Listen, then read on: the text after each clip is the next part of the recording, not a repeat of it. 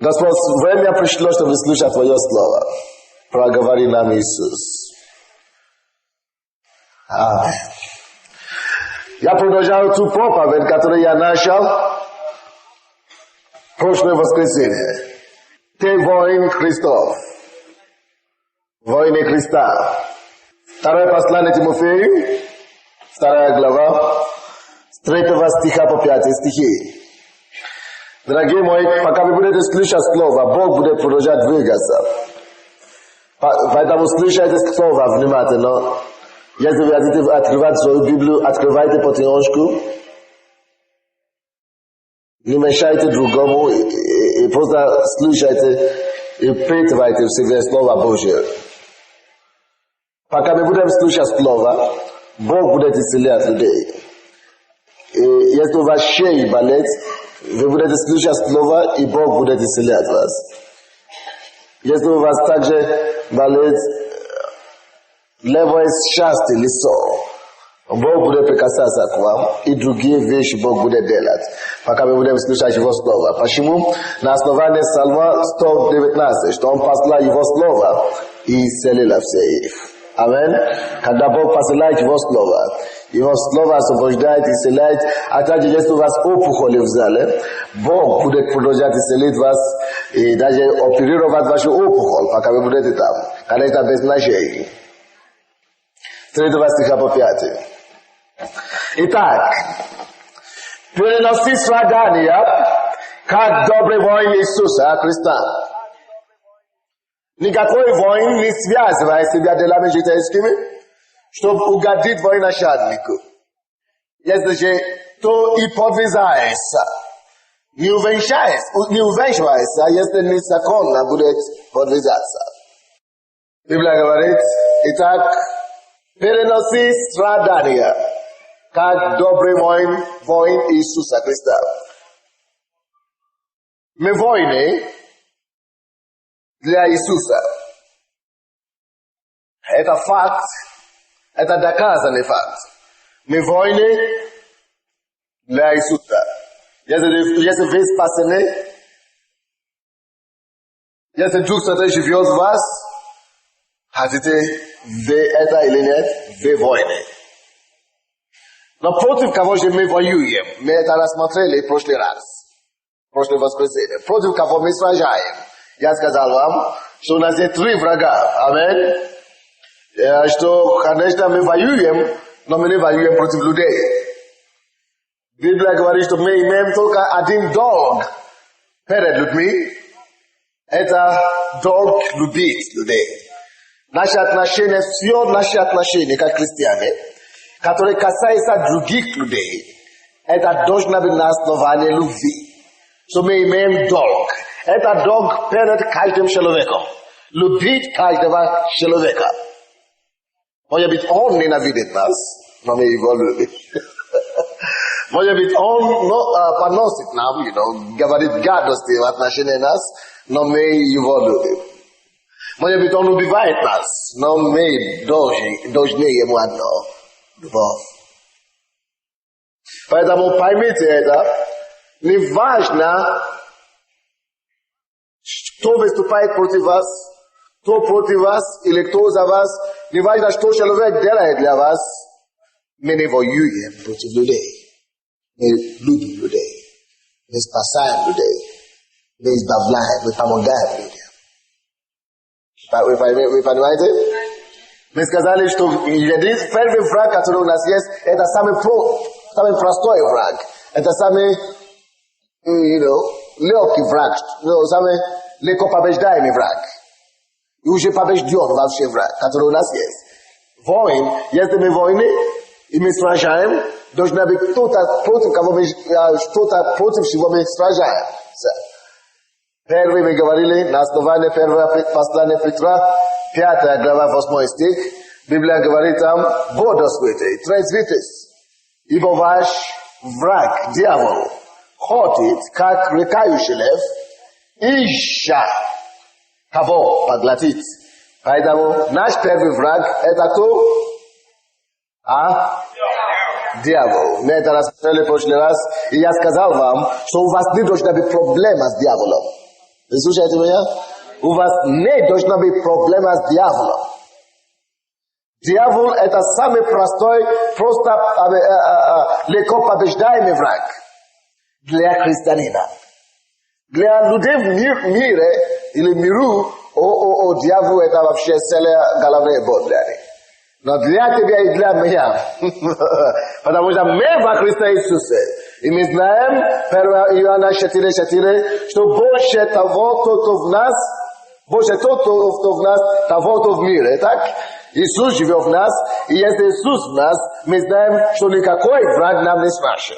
Особенно дьявол. Мы рассмотрели тогда, что дьявол полностью побежден. Правда? Мы рассмотрели на основании Библии, Слова Божьего, что он побежден. Поэтому Библия говорит, что в этом послании Петра, 5 глава, 8 стих, что он всего лишь как рыкающий лев. Он не рыкающий лев. Рыкающий лев. Он всего лишь как. Он выступает как. Он хочет, что это значит, что он как рыкающий лев. Он хочет напугать вас. Просто, шуметь и дать вам вид, как будто он еще силен, вы понимаете? И как будто он еще может вам что-то делать или повредить. Но для человека, кто имеет откровение с неба, аллилуйя, для человека, кому открыто Слово Божие, для человека, кто одет поясом истины. Библия говорит нам, что познаете истину, и истина сделает вас свободными. Истина же говорит, Колоссянам 2:15, что ибо он отнял от сатаны, Иисус отнял от сатаны силы и подверг ему позору. Мы это смотрели, это истина. Поэтому, когда дьявол приходит и рыкает, пустой звук. Привет. Ты тебе звук. Пойми. Там же написано, что отняли все силы. Так что, на от меня, вон отсюда. И он повинуется, потому что весь знает истину. Амин. Короче, для верующего, потому что мы, благодаря тому, что мы имеем истину, и мы имеем знание истины, и потому что мы посажены во Христе, мы знаем, что мы не одни, Иисус победил его, и этот Иисус, который победил его, в нас живет, мы знаем, что дьявол нам не страшен. Поэтому не присоединяйтесь с теми верующими, которые пугаются дьявола. О, не говори слишком много о сатане. О, нельзя говорить о дьяволе. О, а то, не дай Бог.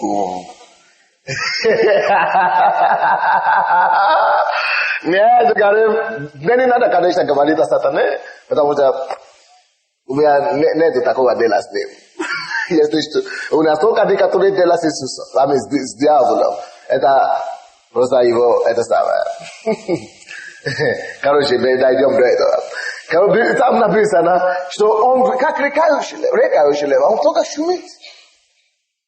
Амин?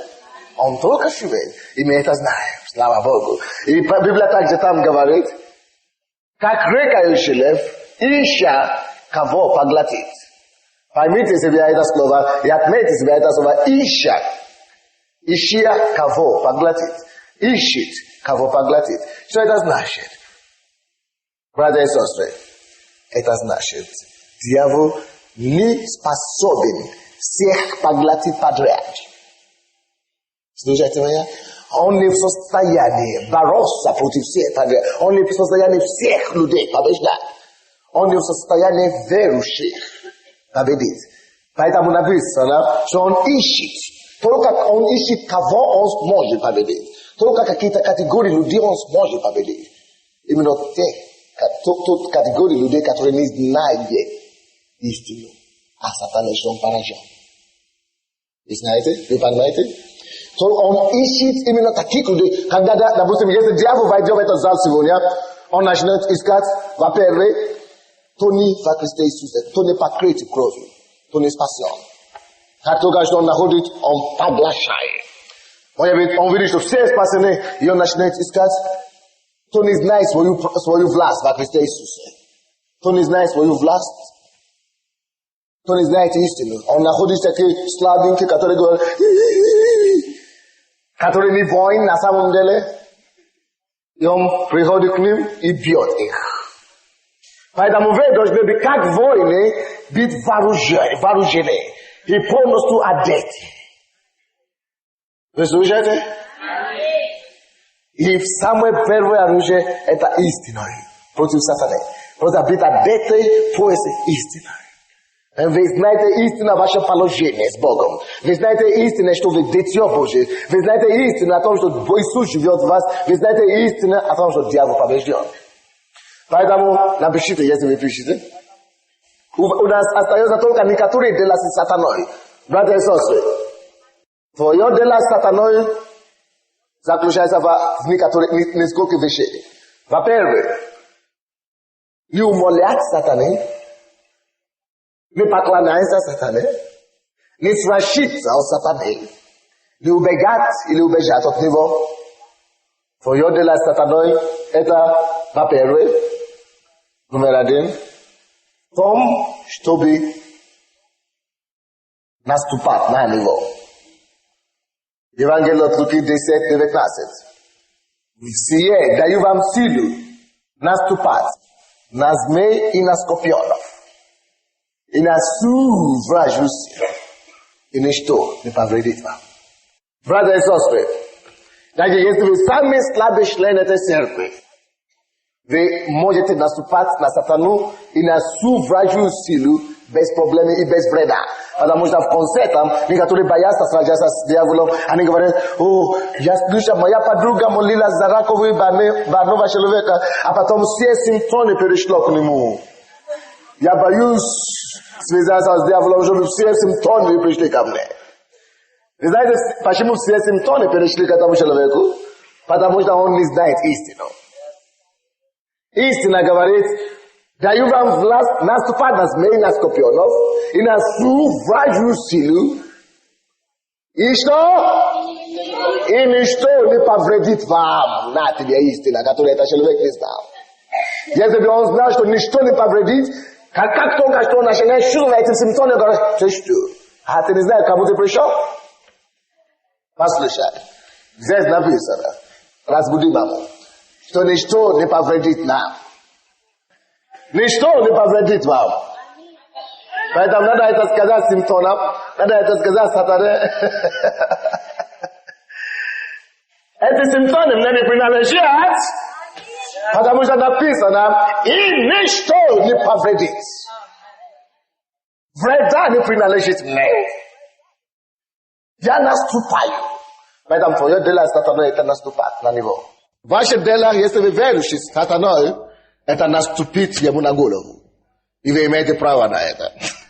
Есть разные проповедники, вы знаете, которые не знают истину, которые ходят повсюду сейчас и говорят, допустим, они хотят изгонять бесов из вас, из верующих. Приходят в церковь. Мы хотим изгонять бесов из верующих. Это нонсенс. Во-первых, верующий не может быть одержимый. Во-вторых, верующий может пропустить дьявола и бесов, чтобы его угнетать. Так. То верующий может открыть дверь для дьявола, если он верующий. Но вам не надо, чтобы кто-то изгонял эти бесов от вас. Потому что они одержимые, во-первых. Они могут просто подавлять вас и так далее. А что вам нужно делать с дьяволом? Не разрешить ему подавлять вас. Библия говорит, что вы будете над, а не под. Библия говорит, вы должны наступать на сатана. Это значит, он должен быть под вами, а не над вами. Какое он право имеет, чтобы быть здесь, или здесь, или здесь, или здесь? Когда я должен наступать, вот он должен быть. Если ты замечаешь, что дьявол подходит к тебе, поставь его на место. Вы слышите меня? Просто поставь его на место. Я видел однажды проповедник, который проповедует в церкви, говорит, что я вам докажу, что есть верующие, у верующих есть бес. Почему? Потому что есть верующие, которые раздражаются. Есть верующие, у кого есть похоть. Есть верующие, у кого есть разные вещи, анонизм. Верующие, у кого есть разные вещи, что он говорит, блуд или прелюбодеяние, гнев. И говорит, теперь я буду молиться за освобождение. Поднимите ваши руки. Люди поднимали свои руки. Anyway, я пример рассказываю.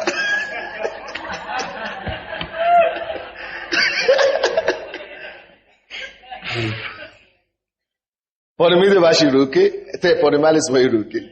Откройте ваш рот. Представляете, представляете? Выдыхайте. Выдыхайте.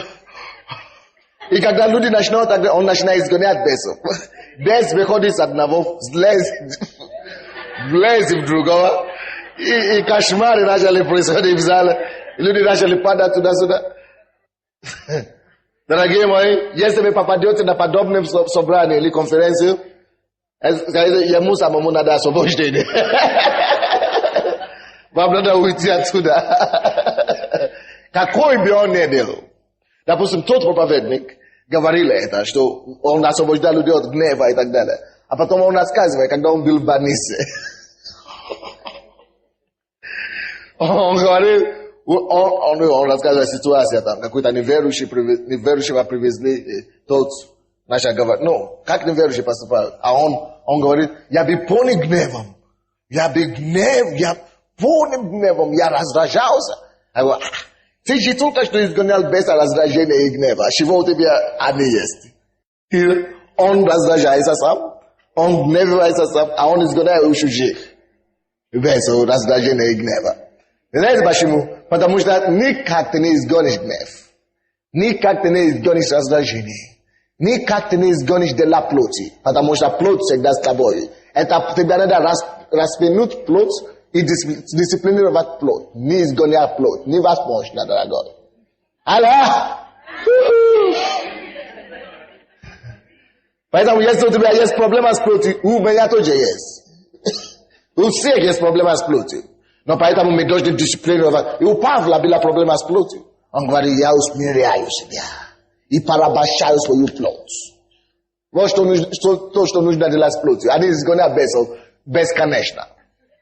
И на второй день тот проповедник не знал, что только что вчера изгоняли бесов. Другой проповедник приехал. И говорит, я тоже буду освобождать. Он не знал, что вчера было то же самое. И он начал все, кто вышел вчера, все, кто вышли вчера, кто был освобожден вчера, опять пришли впереди. Когда они уже успели накоплять все это обратно? Потому что без учения, люди не обучены, люди без знания находят, люди без истины. 10 раз за служение освобождают. Потому что никуда не денется твою плоть. Ты должен что-то другое делать плоть. Короче, дьявол, это не твое самое большое проблема. Ты можешь ставить дьявол на место. Первое дело, что ты можешь иметь с дьяволом, это наступать на него. И на его силу. Второе дело, которое у тебя есть с дьяволом, это связать его и его дела. Ты имеешь право связывать и рассвязывать. И Библия говорит нам об этом в Евангелии от Матфея, 18 глава, 16 по 20 стихи. Ты можешь видеть там, когда Бог говорит, что Он дает нам силу связать. Поэтому, если дьявол приходит на твой путь, и тебе не нравится то, что он делает, просто возьми его за шею и дай ему по-хорошенькому. Дьявол, ну пойми. Просто свяжи его и разбирайся с ним. Аллилуйя. Амин. Это второе дело, которое у тебя может быть с дьяволом. Третье дело, которое у тебя должно быть с дьяволом. Это согласно Якова 4:7. Библия говорит там, противостаньте дьяволу, и он убежит от вас. Противостаньте дьяволу, и он убежит от вас. Братья и сестры, третье дело, которое у вас должно быть, может быть сатаной, это противостать ему. Библия говорит, когда ты противостоишь дьяволу, что он делает? Он убегает от тебя. Противостаньте дьяволу, и он убежит от вас. Поэтому не кланяйся дьяволу, не умоляй дьяволу. Сегодня утром у нас было свидетельство такое. Когда ты говоришь собаке, иди домой. Пожалуйста, иди да. Он будет тебя наоборот. Он тебя будет, ласкать и влюбляться. Но если ты скажешь ему, ну, кому говорю сейчас, вон отсюда, он убежит с хвостом под ногами. Аминь. Поэтому так ты должен обращаться с дьяволом. Не шути с дьяволом. Возьми его за шею и дай ему хорошенько. В лицо несколько раз он поет. Аминь. Поэтому противостань дьяволу, наступай, связай. Не шути с дьяволом. Разбирайся с ним как должно. Возьми имя Иисуса. Библия говорит, что у нас есть оружие, и наше оружие не плоские. И первое из них это имя Иисуса. Именем Иисуса дьявол я связываю тебя. Когда ты говоришь именем Иисуса, он отступает. Он повинуется. Это первое оружие. Второе оружие кровь Иисуса. Когда ты прививаешь кровь Иисуса, он знает, что путем этой крови он потерпит поражение. Кровь Иисуса. Это второе оружие, которое мы используем. Третье оружие, которое мы используем, это Словом Божьим. Наш меч духовный. Аминь. Ты можешь цитировать слово. И те слова, которые мы можем цитировать, и победить не только дьявола, но и все остальные дела плоти. А также ты можешь использовать Духа Святого, дар Духа Святого, и связать дьявола, и разрушить его дело. Не связать через Духа Святого, но ты можешь просто молиться на Духа, и Дух Святой будет ходатайствовать за тебя. Аминь. Но если связать дьявола, если сражаться с дьяволом, ты можешь это делать только на своем языке, на русском, когда ты хочешь его связать. Потому что когда ты говоришь на новом языке, он не понимает. Ты понял, да? Ты должен говорить по-русски, чтобы он понял, что ты хочешь сказать. И я применяю Слово Божье, и кровь Иисуса, и именем Иисуса. Аминь. Аллилуйя. Давайте будем практиковаться. Определите себе, какая у вас проблема. Определите себе свою, в чем вы хотите справляться с дьяволом. Или справиться с ним. Где вы хотите его побить хорошенько. Может быть, в жизни вашей дочери, или вашего сына, вашей семьи, или у вас на работе. Возьмите его за шею и дайте ему прямо в лицо. Что во имя Иисуса я тебя повелеваю, помните, вы имеете право наступать на него, вы имеете право связать его, и вы имеете право, что еще делать, противостать его. И он не имеет выбора, он просто убежит. Поэтому встаньте, я это сделаем. Не шутите с дьяволом, вам не надо молиться еле-еле, просто кричите ему на с властью молитесь. Дьявол во имя Иисуса, я разрушаю тебя, моя жизнь, с властью молитесь. Властью молитесь, разрушайте, наступите, свяжитесь его. Дьявол, именем Иисуса, мы связываем твои дела, мы связываем твои действия, нашей жизни во имя Иисуса Христа. Мы противостоим тебе, дьяволу, ты должен убежать, убегай отсюда. We resist you, Satan. We resist you, Satan. We resist your work, your endeavors against our church. We destroy your activities in Jesus' name. In our lives, in our ministry, in our church, we come against you. We bind you.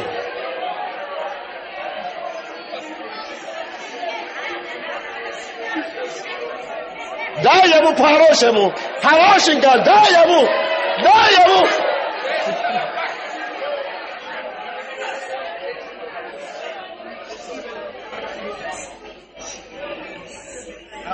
Аминь. Так что не умоляйте его, дайте ему как стоит, как следует, приезжайте. Сатана, кровь Иисуса против тебя. И воздадим Богу всю нашу хвалу. Аллилуйя. Аминь. Well, давайте пойдем дальше. Мы уже разбирались это прошлой неделе. Я просто вам делаю суммире, под заключение. Теперь следующий враг. Это более серьезный, чем сатана. Помните? Сатана уже побежден. Поэтому настоящий враг, с кем мы воюем? Их два. Библия говорит, что мы воины Христа. Если ты воин, ты не воюешь против людей, ты не воюешь против сатаны, потому что он уже побежден, ты просто его, ты просто разбираешься с ним. Вот. Но есть что против чего ты воюешь на самом деле, который более серьезный, чем сатана. И дьяволу уже удалось обмануть слишком много христиан в церквях, пасторах, что их война против сатаны. И они начнут бороться против сатаны, когда вообще не стоит бороться с ним. А ту вещь, против чего они должны были бороться, они сдают сатану. 2 Тимофею 2:4. Никакой воин не связывает себя делами житейскими, чтобы угодить военачальнику.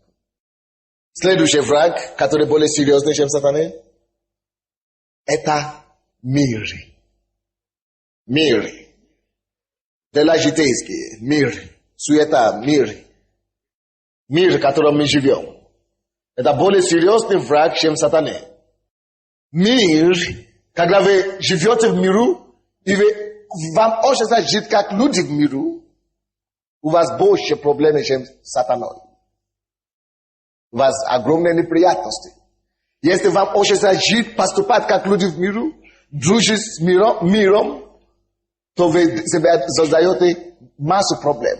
Посмотрите на этот стих. Библия говорит нам, что если воин дружит или связывается с миром, что он связывает себя. Аминь. Если воин Христов имеет дело с миром, то он связывает себя. И представляете себе, если воин связал себя, как он будет сражаться? Как он будет воевать? Он связал свои руки, связал свои ноги, то он уже побежденный, правда? Любой враг может просто потолкнуть его, и он просто падает, без сражения. Вот что значит дружба с миром всему. Дружба с веком всем. Вы связываете себя, вы ликвидируете себя в духовном мире. Вы разоружаете себя в духовном мире, когда вы имеете дела с миром, когда вы дружите с миром. Доказательство этого. Есть ли здесь люди, которые когда-то покаялись, и вы отошли, благодаря или из-за друзей в миру, или из-за вещей, мирских вещей? Есть ли такие люди? Вы первый раз покаялись и отошли. Потому что что-то в миру вам еще хочется угодить. Еще раз поднимите. Видите, сколько людей. Это не сатана вас отвел. А мир. Либо не хотите расстаться с чем-то, либо, друзья, либо родственники, они говорят, диктуют свою музыку. И вам не хочется расстаться с этим миром. Вот, мир украдывает Божьего. Алло. Не разговаривай. Мир украдывает больше у вас, чем сатана украдывает у вас. Вы понимаете? Когда вы одной ногой в церкви и второй ногой в миру, ой-ой-ой-ой. Вы просто уже побежденный воин. Вы можете изгонять дьявола как вам угодно. Но он уже вас ловил. Вы ловили себя для его добычи. Давайте посмотрим Иаков 4:4. Послание Иакова 4:4. Очень серьезный враг — мир. Алло? Повторите за мной, пожалуйста. Я воин Христов. Я призван воевать. Не против людей, Не против тещи и свекров. Не против мужа или жены. Я прежде всего воюю против похоти мира сего. Я воюю против желания мира сего. Я освобождаю себя от влияния мира сего. Я не поддаюсь контролю мира сего. Как воин, мы призваны именно таким образом сражать. Не сражать против людей, а сражать против течения мира сего. Чтобы мир этого вас не увел с течением. Не знаете? То я держу себя, что нет, я стою, поэтому ты воин. Не с сатаной сражаться, с сатаной, ладно, с ним он уже побежден.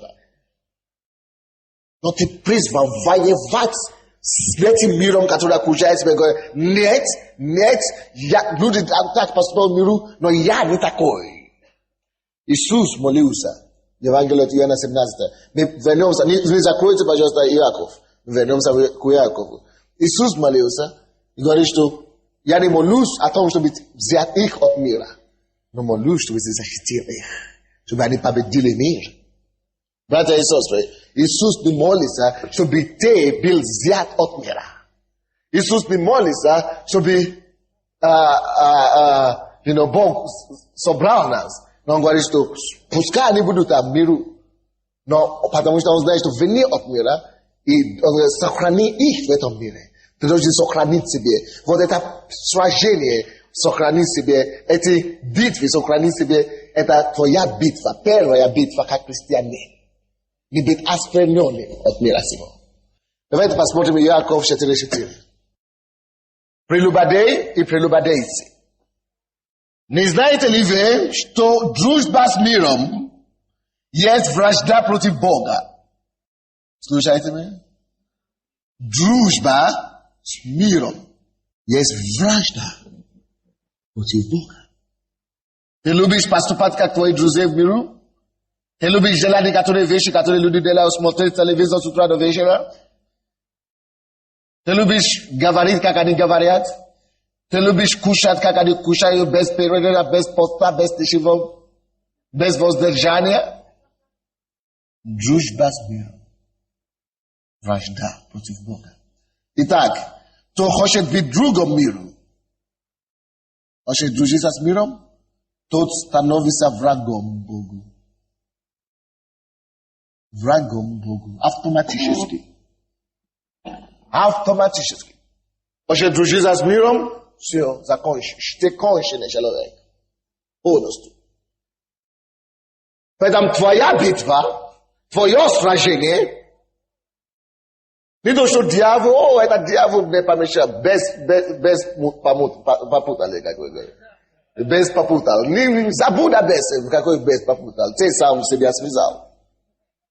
Потому что никто, связываясь с миром, не может угодить твоим начальнику.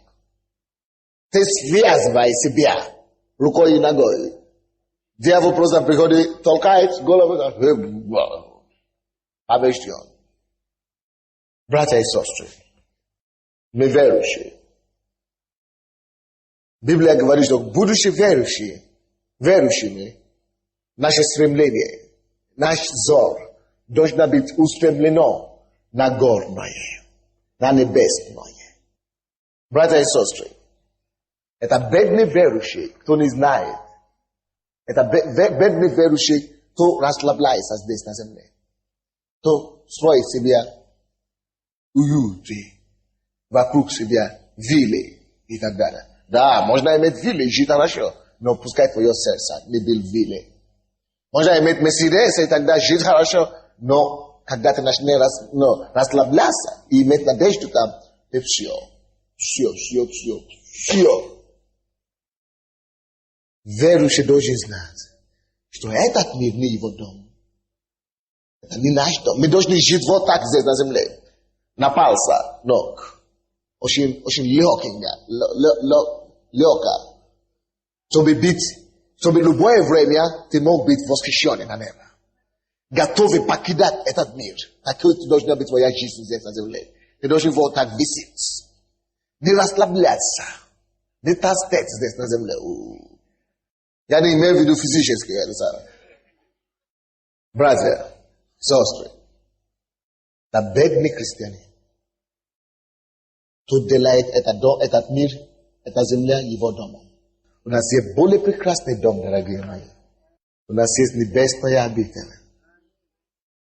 Но в конце концов, Иисус сказал, в Евангелии от Иоанна 14 глава, я пошел приготовить вам место.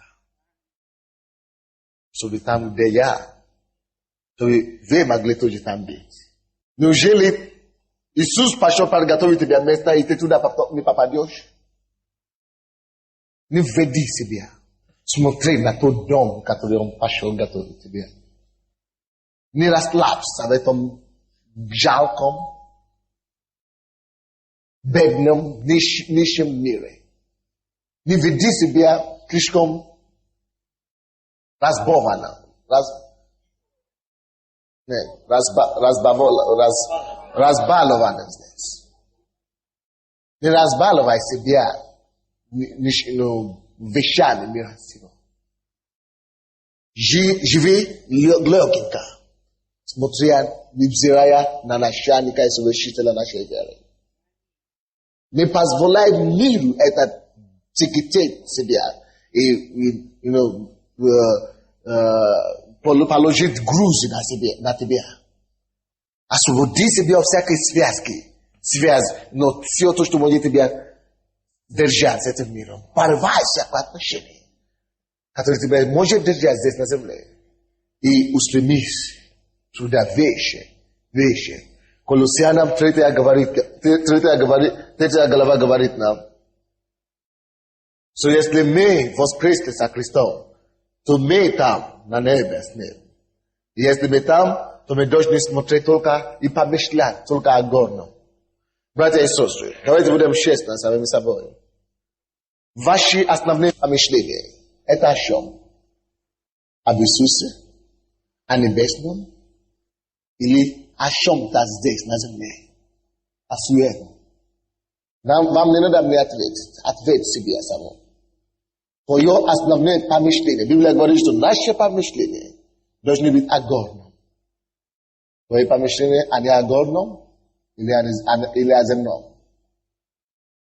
У нас еще есть шанс, дорогие, оторваться.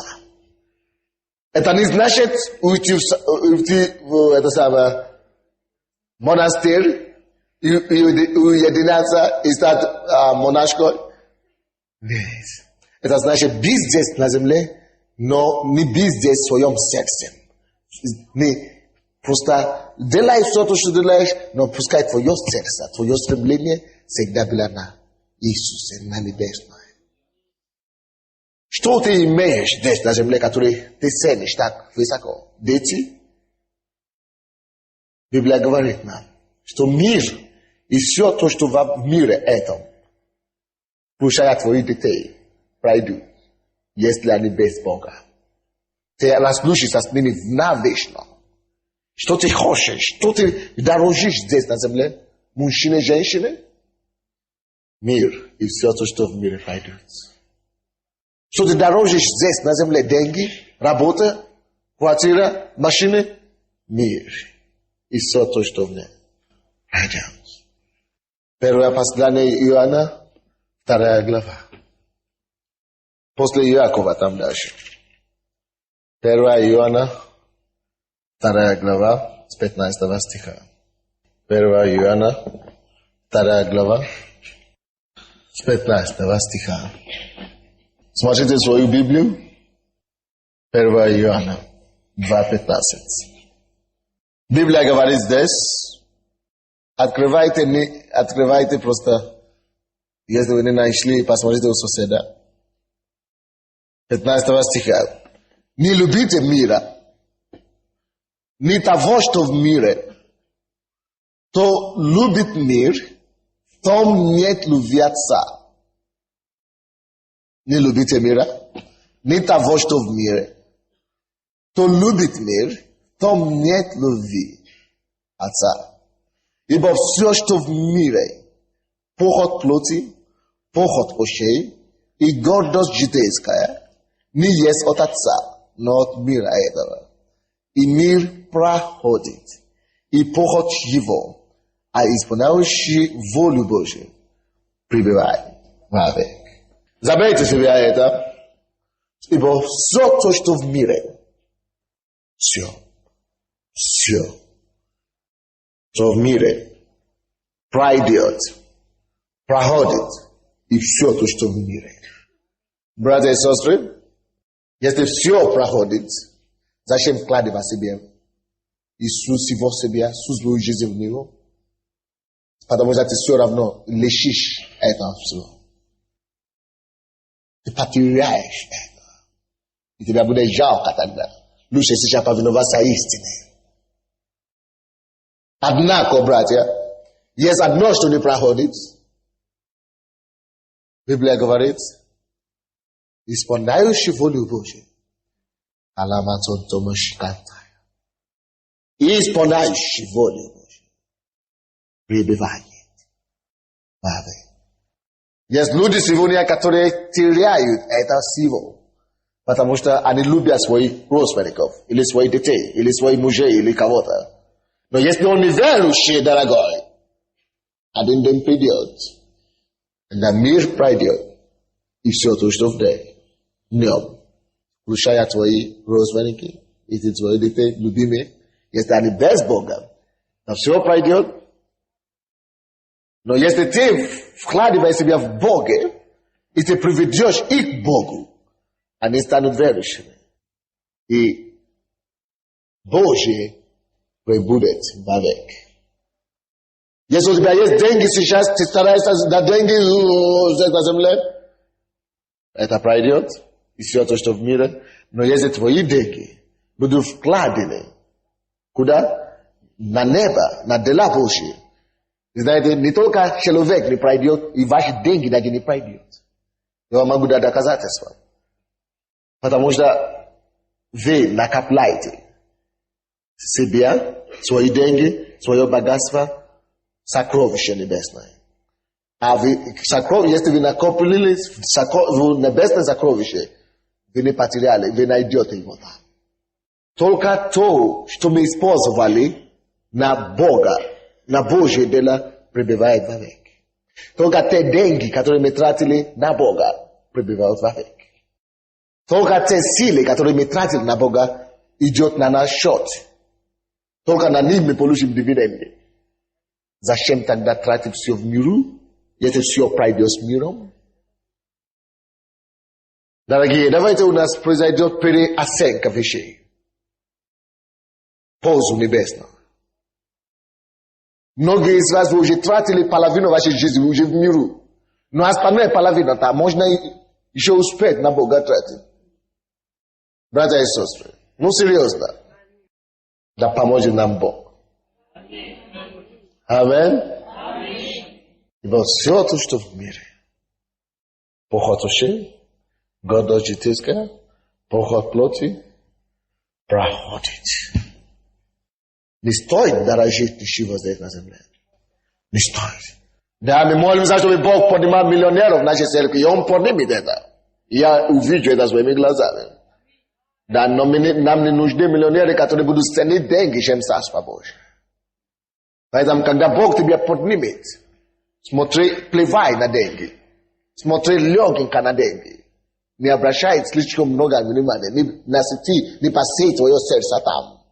Пускай твое сердце будет утверждено на Сионе. Но дружба с миром, вражда с Богом. Поэтому мы войны. Иисус вооружил нас.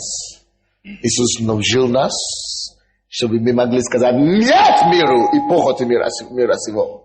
Чтобы мы могли сказать мир не воевать на самом деле. Не воевать против людей в миру, не воевать против человека, но говорит нет миру, воевать против мира и этой системы. Потому что мы знаем, что эта система под господством сатаны. Князя, господствующего под небес. Когда Бог тебя начинает благословить, когда ты начинаешь роскошно жить, когда ты начинаешь смотри и не расслабляйся. Поэтому очень часто Бог допускает испытания в нашей жизни. Поэтому Бог очень часто не решает твои проблемы, потому что Он знает, если Он уберет эту проблему, ты все, станешь расслабленным. И ты пойдешь в течение мира сего, а Бог не может тебя потерять. Ты дороже, чем что-нибудь еще для Него. Поэтому лучше, чтобы ты имел эту проблему, но оставаться крепким с Господом, жаждущим Богом, чем не иметь проблему и плеваться с миром сего. Перестать быть армией, перестать вооружаться. Но мы не перестать сражаться. Мы не имеем права перестать сражаться, потому что позапрошлый четверг мы считали и мы изучали, что мы призваны к сражению. Мы люди призваны к сражению. Если у вас не было четверг, тот прошлый четверг, возьмите эту кассету.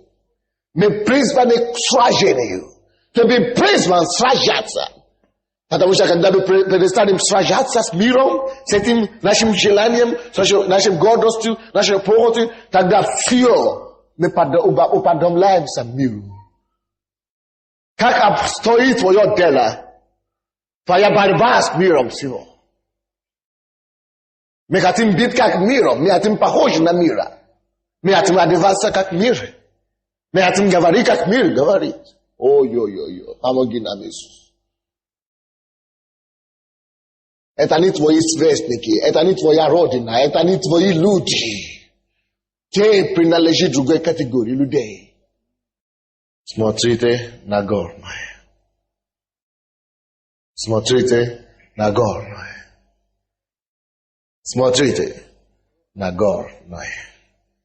Взирая на Иисуса, на совершителя, начальника и совершителя нашей веры. К Римлянам, 12 глава, 1 и 2 стихи. Бог здесь нас предупреждает. Римлянам, 12, 1, 2. Итак, умоляю вас, братья, милосердием Божьим, представьте тела ваши, жертву живую, святую, благоугодную Богу, для разумного служения вашего. И не сообразуйтесь с веком этим, но преобразуйтесь обновлением ума вашего, чтобы вам познавать, что есть воля Божья, благая, угодная и совершенная. Бог говорит здесь, не сообразуйтесь с веком этим. Не сообщайтесь, не сотрудничайте, не входите в игры с ними. Смотри твои отношения с миром. Не позволь мир торгаться твое сердце. Не позволь миру держать, хватывать твою душу. Не стоит. Но мир проходит, и все то, что в мире. Против этого мы призваны воевать. Против этого мы призваны сражать. Против того, чтобы мир этот не овладел нами. Третий враг, который у нас есть, кроме сатаны, и после мира сего, следующий враг, который у тебя и у меня есть, это самый сильный враг. Самый противный враг. Самый близкий, самый любимый, да, может быть любимый даже. Может быть даже любимый враг. Мы влюбились так сильно в этот враг, что мы даже уже не познали, что это наш враг, против кого мы должны воевать. Это враг, против кого ты призван воевать, который есть самый сильный из них, и строг, есть ты.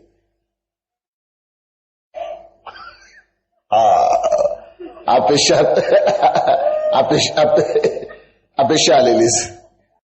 Третий враг, самый сильный враг, jest twoja plot. Nie ty na samym dele, ty jest duch, no w domu, który ty żyjesz, jest twoja tela, jest twoja plot.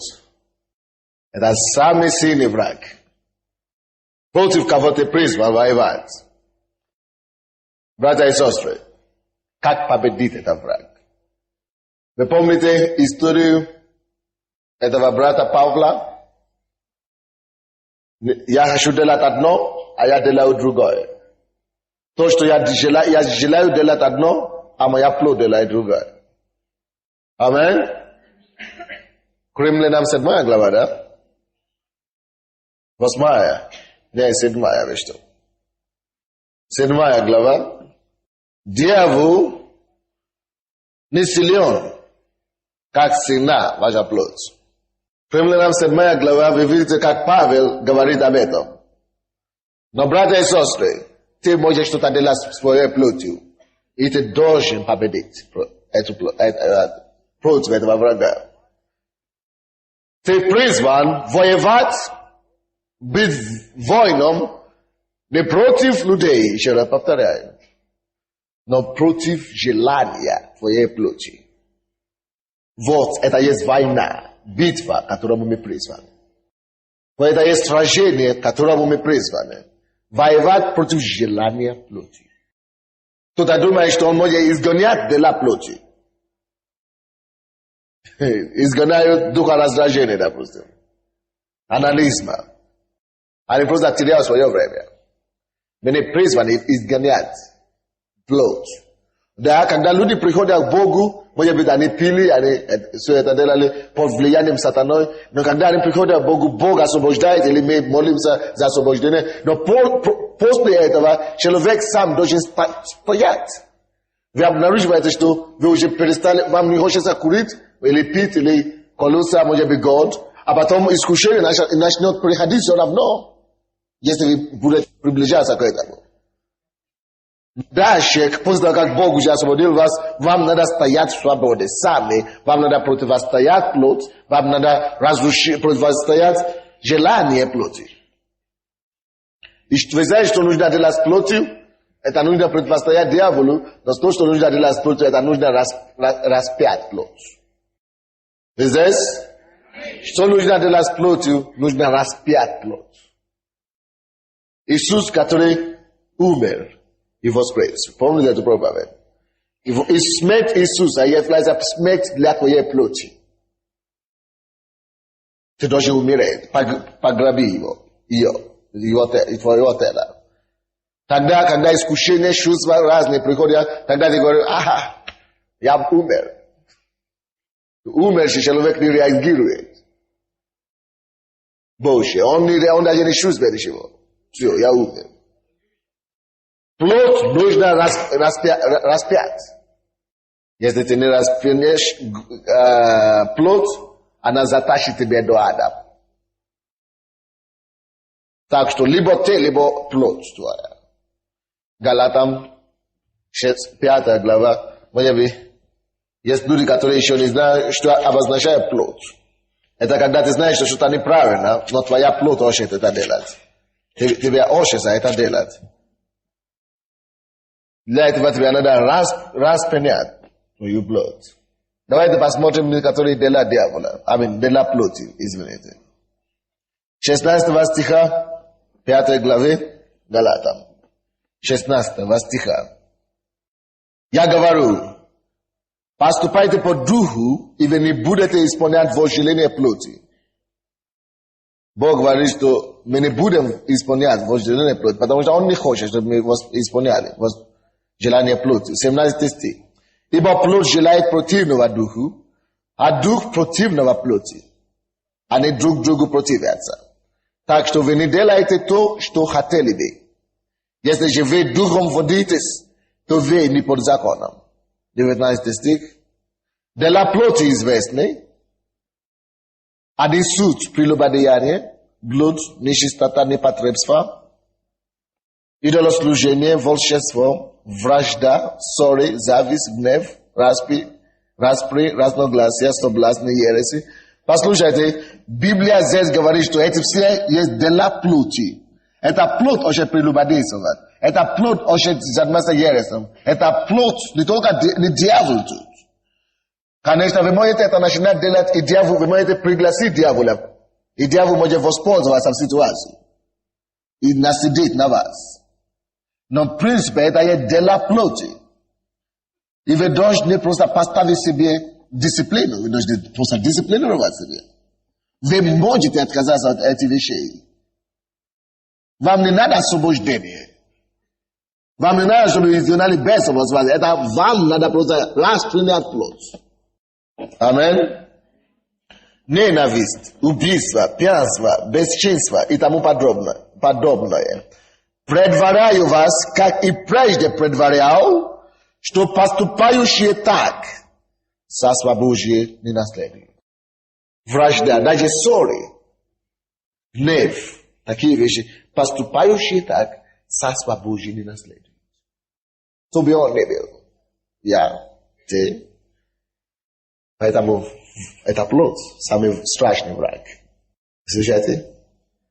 Поэтому нам надо просто смирить его до конечного. Просто убить эту плоть. Просто распять эту плоть. Поэтому очень многие верующие часто постятся. Когда ты постишься, плоть теряет свою силу. Если ты плоть еще имеет власть над тобой. Аминь. Но в принципе, основные оружия, которые у нас есть, работают тоже против плоти. Имя Иисуса Христа, кровь Иисуса, и Слово Божие, и Дух Святой, молиться в Духе, бить в Духе. Если ты будешь ходить в Духе, ты можешь отказаться от дела плоти, от делания плоти. Есть некоторые люди, которые живут в основном потому, что им очень делать, плоть желает, подсказывает, руководит. В основном так весь мир живет. Ну, люди в миру живут. Правда? Это потому, что они не возрождены, они не знают, что их личность, Дух Святой, их Дух, есть их настоящий человек. И когда мы не созданы, понимаете, Бог не создал нас, чтобы мы жили по чувствам, потому что быть водимы по плоти. Знаете почему? Потому что есть что-то другое, кого Бог создал, есть что-то другое, кого Бог создал, чтобы быть водимым по плоти, желание плоти. Это животные. Он дал им инстинкт. Он не дал им духа. И они не размышляют, что правильно, что неправильно. У них нет совести. Они делают только, что инстинкт, что чувства желают делать. Аминь? Но кто из вас знает, что он не живот из вас? Не животный из вас. Есть такое. Если бы вы были от обезьяна, вы бы были похожи на него.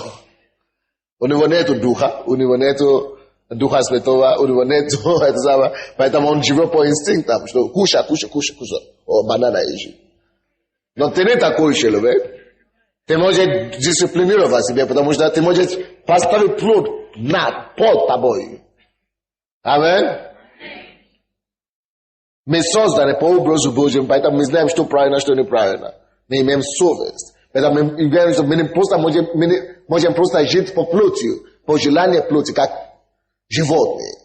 Мы не животные. Поэтому люди насилуют людей на улице. Потому что они не могут справляться с плотью. Очень с девушками или с мужчинами и налетают и совершают преступления таким образом. Потому что не могут контролировать себя. То же самое люди, которые занимаются блудом, муж ушел, к другой женщине или наоборот, молодые люди еще не женаты и начинают спать вместе. Это блуд, это нечистота, это потому что плод, они не могут контролировать плод. Но ты, как христианин, ты искуплен для того, чтобы одержать победу над плотью. Поэтому мы призваны быть воинами Иисуса Христа. Война наша состоится не в том, чтобы драться с дьяволом, а в том, чтобы одержать победу над желаниями плоти. Кто-нибудь слышит меня сегодня? Вот, поэтому я добрый воин, потому что я верою, побеждаю, усмиряю свою плоть. Верою. Поэтому Павел говорит во второй послании Петра, второе послание Тимофею 4:12. это 12. Веру сохранил. Потому что он говорит, добрым подвигом подвязался. На добрый подвиг веры. Аминь. Наше сражение — это сражение веры. Верою я дисциплинирую. Алло. Верою я дисциплинирую себя. Я распыняю свою плоть. Это есть наша битва, как войны. Скажите со мной, я воин Христов. Я не воюю против правительства. Я не воюю против Кушмы. Я не воюю против сатаны. Я побеждаю сатану. Воюю против желания мира сего. Я воюю против желания мира сего. Я воюю против суеты, против контроля от мира сего надо мной. Воюю против желания плоти моей. Усмиряю свою плоть. Порабощаю свое тело. Чтобы они не овладели мной. Поэтому я воин Христов. Вы должны понять эту суть. Суть в том, что мы сражаем остаться чистым в духе, побеждая врага. Наш самый страшный враг — это плоть и желание плоти. Мир и суета мира сего. Хотение мира и дьявол, он уже поражен. Давайте посмотрим, как Павел побеждает дьявола. Как он побеждает свою плоть. 1 Коринфянам 9, 15. 1 Коринфянам 9, 25. Извините, не 15, а 25. Первое послание Коринфянам 9, 25. И говорит, ошится. Мало что ошится. Много чего ошится, брат. Поэтому тебе надо умирать прежде. Когда ты мертв, тогда не ошится ничего.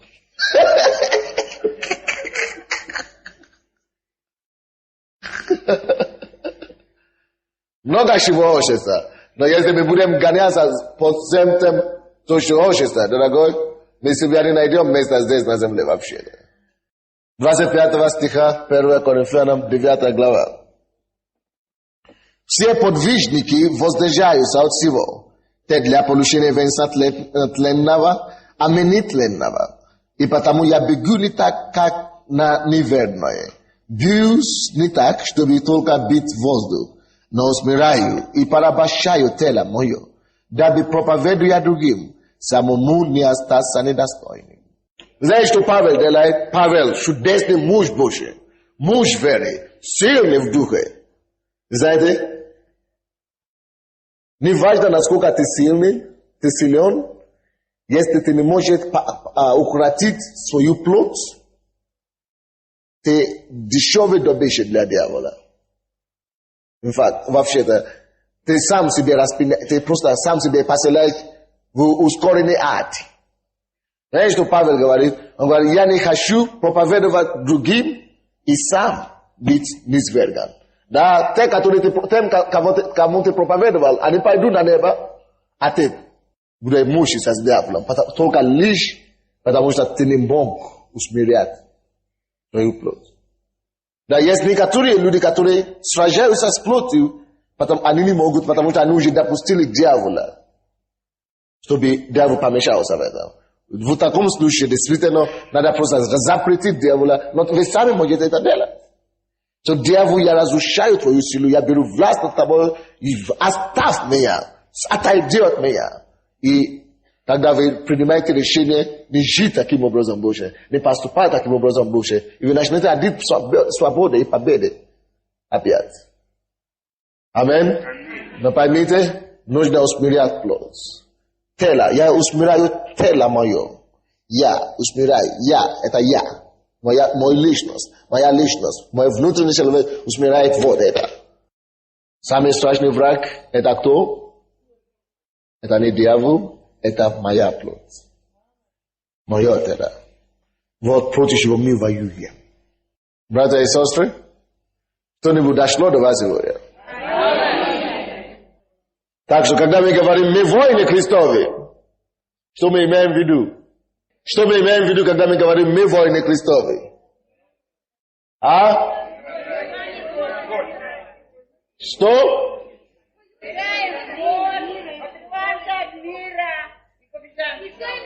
Аминь. Смираем плоть, отрекаемся от дьявола, от мира и побеждаем дьявола. Да, мы просто ходим над ним, мы просто побеждаем дьявола, но настоящее сражение предстоит но с моей плотью, но с миром, который окружает меня. Если вы сможете одержать победу в этих сферах, вы будете воинами, добрыми воинами Христа, кому Иисус скажет однажды, войди в дом покоя твоего, отца твоего. Преклоните вашу голову, давайте будем молиться. Поговори с Богом об услышанном. Проси у него освобождение, проси у него силу и власть господства над твоей плотью, отказываться от мира и от увлечения мира сего. Господь, во имя Иисуса, мы просим, открой наши духовные глаза, реальности духовной брани, чтобы мы могли знать, куда